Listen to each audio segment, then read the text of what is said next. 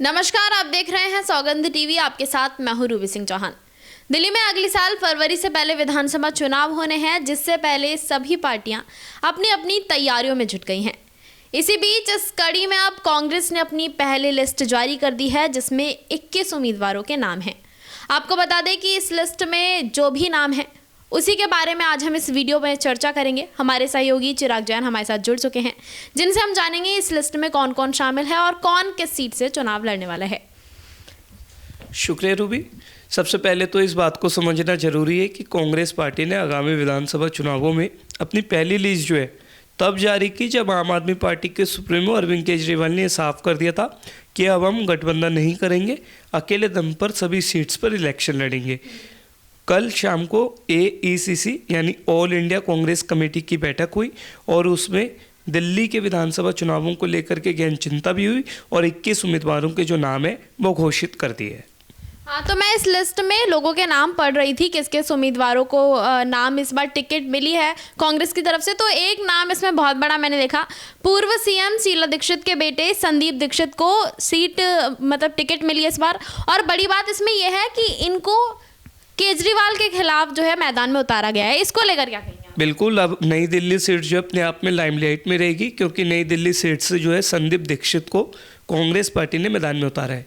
अगर मैं संदीप दीक्षित की बात करूं तो अपने आप में कांग्रेस पार्टी और दिल्ली के एक बड़े नेता है। अगर हम बात करें संदीप दीक्षित के कुछ जीवन की, तो ये शीला दीक्षित जो दिल्ली की 3 बार मुख्यमंत्री रही और उनके जो पापा है वो खुद IAS ऑफिसर थे, विनोद दीक्षित, ये उनके बेटे हैं। संदीप दीक्षित खुद 2 बार पूर्वी दिल्ली से सांसद रहे और यही कारण है कि कांग्रेस पार्टी ने अरविंद केजरीवाल के खिलाफ जो है इन्हें मैदान में उतारा है। संदीप दीक्षित अपने आप में एक बड़ा नाम है और अब उनके पास एक मौका भी है। वो इसलिए मौका है क्योंकि 2013 में जब अरविंद केजरीवाल ने शीला दीक्षित को सामने सामने की टक्कर में हरा दिया था और अरविंद केजरीवाल नई दिल्ली से जीत गए थे, तो कहीं ना कहीं अब उनके पास ये मौका है कि वो अपनी मम्मी का जो है मौका पूरा कर सकते हैं और नई दिल्ली सीट को कांग्रेस के खाते में ला सकते हैं। पर कहीं ना कहीं उनके लिए मुकाबला टफ रहेगा, क्योंकि आम आदमी पार्टी से अरविंद केजरीवाल चुनाव लड़ेंगे, कांग्रेस से संदीप दीक्षित लड़ेंगे और जहाँ तक हमारे सूत्र बता रहे हैं वो BJP से इस पर प्रवेश वर्मा उतर सकते हैं। तो अपने आप में जो पूरी सीट है ये बहुत खास रहने वाली है और भी विस्तार से जानेंगे। इससे पहले एक बार डिस्कस कर लेते हैं कि इस लिस्ट में किस किस के नाम हैं। तो आपको बता दें, नरेला सीट से अरुणा कुमारी को कांग्रेस की तरफ से उतारा गया है और बुराड़ी की अगर बात करें तो वहां से मंगेश त्यागी को मैदान में उतारा गया है। अगर बात करें आदर्श नगर की तो वहां से शिवांक सिंघल को जो है मैदान में उतारा गया है, कांग्रेस की तरफ से टिकट दी गई है। इसके बाद बादली की बात करेंगे तो वहां से देवेंद्र यादव जो है चुनाव मैदान में उतरे हुए हैं। बादली से जो देवेंद्र यादव है उनकी बातचीत करना और उनके बारे में अपने दर्शकों को बताना बहुत ज़रूरी है, क्योंकि जो देवेंद्र यादव है वो इस समय दिल्ली कांग्रेस में वर्किंग प्रेसिडेंट है। अभी हमने देखा उन्होंने लगातार दिल्ली में न्याय यात्रा भी निकाली और उनकी न्याय यात्रा 70 के 70 विधानसभाओं में जो है वो चल रही थी, उसका समापन भी हो गया है। जैसे ही समापन हुआ तो उनके नाम पर मोहर लग गई। देवेंद्र यादव जो है दिल्ली प्रदेश कांग्रेस अध्यक्ष के साथ साथ पंजाब में भी जिम्मेदारी संभाल रहे। पंजाब के वो कांग्रेस के इंचार्ज है और ये खुद बादली से 2 बार विधायक रह चुके हैं, 2008 और 2013। तो अब पार्टी ने उन पर एक बार फिर जिम्मेदारी दी है, तो देखना होगा देवेंद्र यादव बादली में क्या तीसरी बार विधायक बन पाएंगे। बिल्कुल सही कहा चिराग आपने। तो फिर आप सुल्तानपुर माजरा की बात करें तो वहां से जय किशन को कांग्रेस ने मैदान में उतारा है। बहुत बड़ा नाम कहा जाता है। बिल्कुल, जय किशन जो है अपने आप में एक बड़ा नाम है। सुल्तानपुर माजरा में इनके बच्चा जो है वो आज इन्हें जानता है।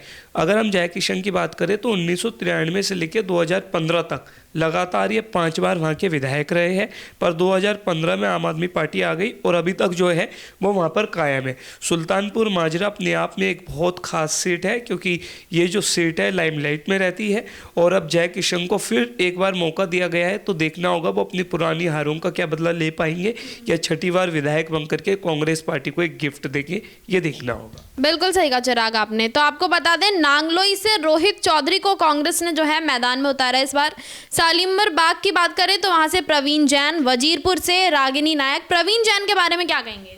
प्रवीण जैन, चलिए अच्छी बात है कि कांग्रेस पार्टी ने जैन साहब को उतारा। जैन साहब कहीं ना कहीं तो नजर आएंगे मैदान में, क्योंकि काफ़ी वक्त से जो है हम देख रहे हैं जैन कम्युनिटी का पार्टी जो है वो उल्लंघन कर रही है उम्मीदवारों को कम उतारा जा रहा है। ऐसे में परवेज जैन जो है वो वहाँ पर लगातार अपने कामों के लिए जाने जाते हैं, एक बड़े बिजनेसमैन हैं और कांग्रेस पार्टी के पुराने साथी रहे हैं।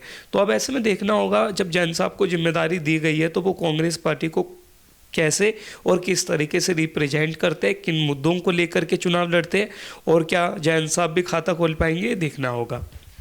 आगे की लिस्ट की एक बार बात कर लेते हैं। सदर बाजार से अनिल भारद्वाज को उतारा है मैदान में। इसके अलावा चांदनी चौक से मुदित अग्रवाल की बात करें तो देखो ये जो 3 नाम है लगातार अपने आप में कांग्रेस की पूरे 21 उम्मीदवारों में सबसे ज़्यादा लाइमलाइट में है। अगर सबसे पहले हम बात करें रागिनी नायक की, रागिनी नायक जो है वो अपने आप में एक बड़ा नाम है, एक बड़ा चेहरा है। रागिनी ने जो है वो लगातार अपनी जो पॉलिटिक्स है वो स्टूडेंट लाइफ से स्टार्ट कर दी थी। डूसू की वो प्रेसिडेंट रही, फिर बाद में उन्हें एनएसवे का जनरल सेक्रेटरी बनाया और इस समय वो कांग्रेस पार्टी की राष्ट्रीय प्रवक्ता है। अब ऐसे में देखना होगा जब रागिनी नायक को मैदान में उतारा गया है तो वो किस तरीके से अपने आप को रिप्रेजेंट करती है। इसके बाद अगर हम बात करें मुदित अग्रवाल को चांदनी चौक से कांग्रेस पार्टी ने उम्मीदवार बनाया है। मुदित अग्रवाल जो है मैं उनके बारे में आपको बता दूं, ये जयप्रकाश अग्रवाल के बेटे हैं। जयप्रकाश यानी जेपी जिन्हें जाना जाता है आमतौर पर, वो अपने आप में कांग्रेस दिल्ली के बड़े नाम रहे हैं, कांग्रेस के अध्यक्ष रहे हैं। इसके अलावा वो दिल्ली में 4 बार लोकसभा और 1 बार राज्यसभा के सांसद भी रहे हैं। और जो मुदित अग्रवाल है वो लगातार अपने कामों के लिए अब एक्टिव है। उन्हें पहले भी कोशिश की थी पर पार्टी ने उन्हें मौका नहीं दिया। इस बार उन्हें मौका दिया गया है तो देखना होगा कि जयप्रकाश अग्रवाल के जो बेटे हैं मुदित, वो किस तरीके से कमाल करके दिखाते हैं। इसके बाद अगर हम बात करें तो वो मैं आप अनिल भारद्वाज जो है वो कांग्रेस दिल्ली के इस समय मीडिया इंचार्ज है। 2 बार वो विधायक भी रह चुके हैं और वो तमाम बड़े नेताओं के खास भी माने जाते हैं। अब ये देखना होगा जब अनिल भारद्वाज को सदर बाजार से मौका दिया गया है तो वो सदर बाजार में किस तरीके से हाथ का हालात बदलते हैं, क्योंकि कांग्रेस पार्टी ने इस समय एक अपना नारा भी दिया है कि हाथ बदलेगा हालात। तो अब ये देखना होगा कि कांग्रेस के जो पुराने साथी अनिल भारद्वाज जो खुद 2 बार विधायक रह चुके हैं वो किस तरीके से इस बार अपने आप को रिप्रेजेंट करेंगे और सदर बाजार में इस बार क्या देखने को मिलेगा वो पता चले। जी बिल्कुल सही कहा आपने। आपको बता दें तिलक नगर से पीएस बाबा को कांग्रेस की तरफ से उतारा गया है। इसके अलावा द्वारका से आदर्श शास्त्री को, वहीं नई दिल्ली से संदीप दीक्षित। आपको बता दें कि संदीप दीक्षित जो हैं वो अरविंद केजरीवाल वाली सीट से, मतलब उनके आमने सामने की लड़ाई इस बार चुनाव में देखने को मिलेगी। और एक खास बात यह है कि अरविंद केजरीवाल अब तक 3 बार चुनाव लड़े हैं और उसमें एक भी बार जो है वो चुनाव हारे नहीं हैं। तो इस सीट पे जो मुकाबला होगा बहुत ही रोमांचक होगा।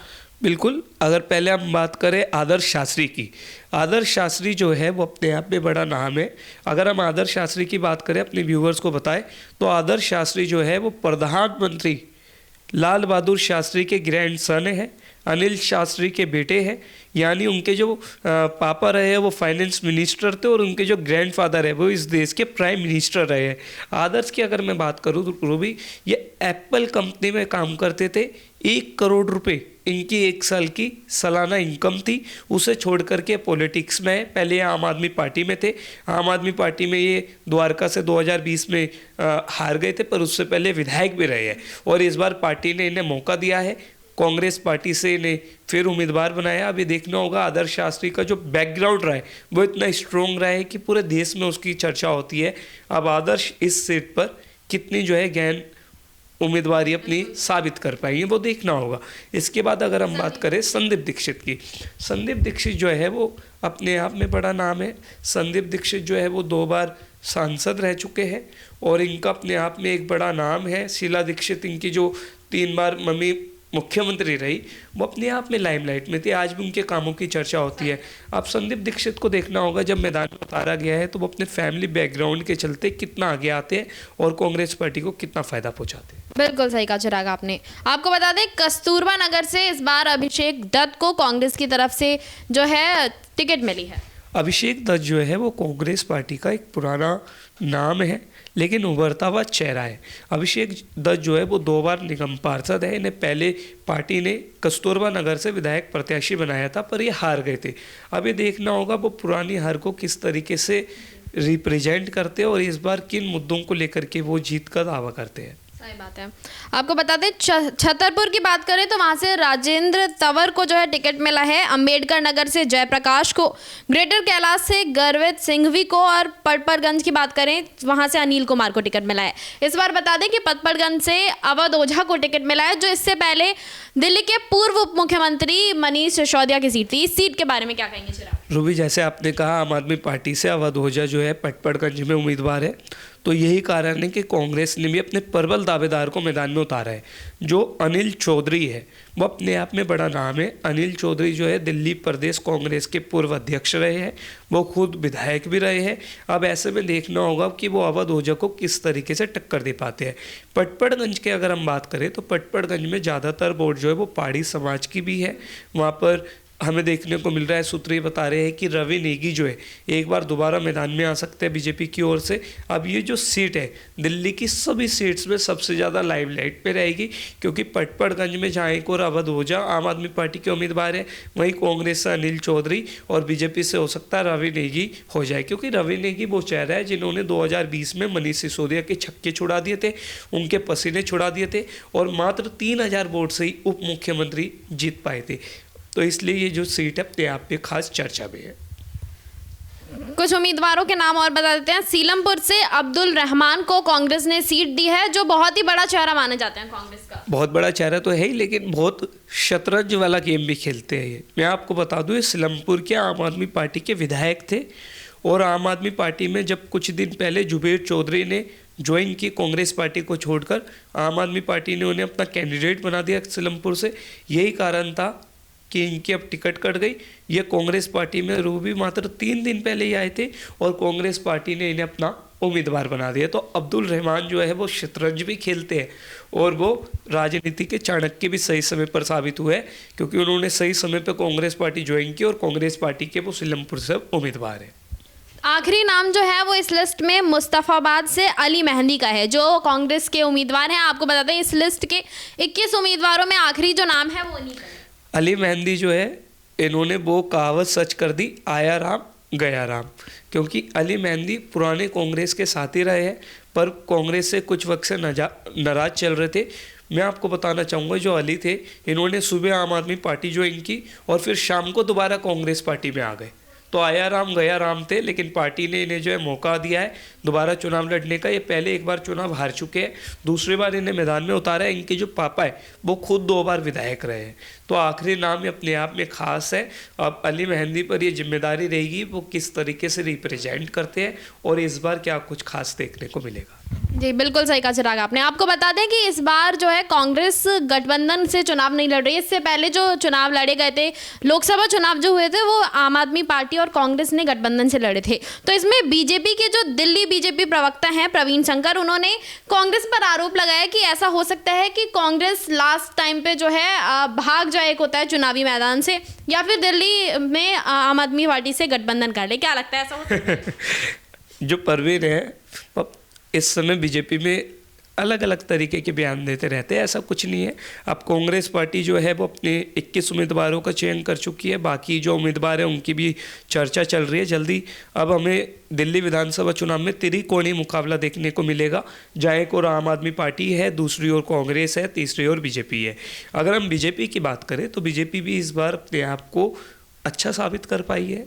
अलग अलग मुद्दों को लेकर के वो केजरीवाल का घेराव कर रही है और ऐसा माना जा रहा है कि 15 से 20 तारीख तक बीजेपी की भी लिस्ट अब आ सकती है। हाँ भाई, बीजेपी की लिस्ट अभी तक नहीं आई है। आपको बता दें कि कांग्रेस की एक लिस्ट जारी हो गई है। इससे पहले आम आदमी पार्टी ने अपनी 2 लिस्ट जारी की थी। इसी बीच एक और बड़ी खबर कल ही आई थी कि दिल्ली के पूर्व मुख्यमंत्री अरविंद केजरीवाल ने महिलाओं के लिए ऐलान किया था कि वो 1000 रुपये जो है महिलाओं के अकाउंट में डालेंगे। तो आपको क्या लगता है कि इन सारी ये जो योजनाएं हैं, इनसे आम आदमी पार्टी को इस बार फायदा हो सकता है? 1000 रुपये नहीं, वो 2100 रुपये जो है वो महिलाओं के अकाउंट में डालेंगे। मैं उसके बारे में जो है दर्शकों को बता दूं, क्योंकि कई सारे जो दर्शक हैं और जो लोग हैं वो इस समय कन्फ्यूजन में है कि क्या पता अगली महीने ही कहीं किस्त ना आ जाए, पर ऐसा नहीं है। अरविंद केजरीवाल ने इस अनाउंसमेंट के साथ ये भी अनाउंस कर दिया है कि चुनाव आयोग जो है कुछ ही दिन में यहाँ पर जो है आचार संहिता लगा सकता है। इस कारण हम जो है अभी 2100 रुपये महिलाओं के अकाउंट पे नहीं दे पाएंगे। 18 साल से ऊपर जितनी भी लड़कियां हैं या महिलाएं उन सबको ऐसा देने के लिए दिल्ली की कैबिनेट मिनिस्ट्री ने मंजूरी दी है, लेकिन उसके लिए एक परफॉर्मा बनाया है। वो परफॉर्मा यही है कि एक रजिस्ट्रेशन फॉर्म बनना होगा। वो फॉर्म आम आदमी पार्टी के कार्यकर्ता घर घर जा कर के देंगे, उन्हें भर करके जो है विधायक कार्यालय में सबमिट किया जाएगा। उसके बाद जो है इस पर कार्रवाई होगी। पर मैं ये बात साफ कर दूं कि दिल्ली विधानसभा चुनाव जब तक ना हो जाए तब तक इसका फ़ायदा नहीं मिलेगा। चुनावों के बाद अगर आम आदमी पार्टी जीतती है तो फिर हो सकता है पैसे आ जाए, पर अभी ऐसा कुछ नहीं है। और आपने जहाँ तक फ़ायदे की बात की तो अरविंद केजरीवाल राजनीति के चाणक्य, उन्होंने अपना आखिरी दांव खेला है। जैसे हमने पहले देखने को मिला था कि उन्होंने महिलाओं के लिए बस ही फ्री कर दी, 200 यूनिट फ्री कर दी, उसी तरीके से फ्री की रेवड़ी जो है एक बार उन्होंने दोबारा लोगों को दी है। तो कहीं ना कहीं इसका फ़ायदा महिलाओं के प्रति तो आम आदमी पार्टी को सीधा मिलता हुआ नजर आएगा। ये तो चलिए हमने फ़ायदे की बात करी। आपको एक और बात पूछना चाहेंगे कि इस बार जो है आम आदमी पार्टी अभी तक 31 कैंडिडेट की लिस्ट जारी कर चुकी है, जिसमें 24 जो मौजूदा कैंडिडेट हैं उनका नाम नहीं है। तो एक तरह से उनकी टिकट जो है आम आदमी पार्टी ने इस बार काट दिया। तो इससे तो हो सकता है कि आम आदमी पार्टी को नुकसान भी हो। आम आदमी पार्टी को एक बड़ा नुकसान हो सकता है, इस बात की कोई गुंजाइश नहीं है, क्योंकि आम आदमी पार्टी और अरविंद केजरीवाल ने एक एक सीट पे एनालाइज किया है। उन्होंने ये देखा है कि किस उम्मीदवार को कहाँ से उतारा जा सकता है।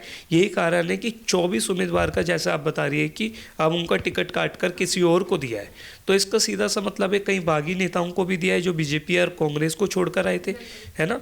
तो ऐसे में लगातार ये चर्चाएँ देखने को मिलेगी जब आम आदमी पार्टी में जहाँ एक और उनके पुराने मंत्री राजकुमार आनंद, राजेंद्र पाल गौतम, कैलाश गहलोत, इन सब ने दामन छोड़ दिया है, तो वहीं दूसरी ओर इन्होंने अपने स्थानीय विधायकों की भी जो है टिकट काट दी है। तो ऐसे में देखने को मिलेगा आम आदमी पार्टी की कौन सी बड़ी स्ट्रैटेजी है। पर इस बात का मुझे पूरा विश्वास है कि आम आदमी पार्टी ने एक एक चेहरा जो है वो बहुत ही सोच समझ कर उतारा है। बिल्कुल चिराग, आपको बता दें 23 फरवरी 2025 को वर्तमान सरकार का कार्यकाल खत्म हो जाएगा, जिससे पहले विधानसभा चुनाव दिल्ली में होने हैं। अभी तक चुनाव आयोग की तरफ से कोई तारीख नहीं दी गई है, लेकिन आम आदमी पार्टी हो गई, कांग्रेस, इन लोगों ने लिस्ट जारी कर दी है। तो इस बार जो विधानसभा चुनाव होने वाले हैं दिल्ली में, उनमें बहुत ही रोमांचक नज़ारा हमें देखने को मिलेगा। इसी तरह की तमाम खबरों के लिए देखते रहें सौगंध टीवी। आप देख रहे हैं सौगंध टीवी, सौगंध वतन की।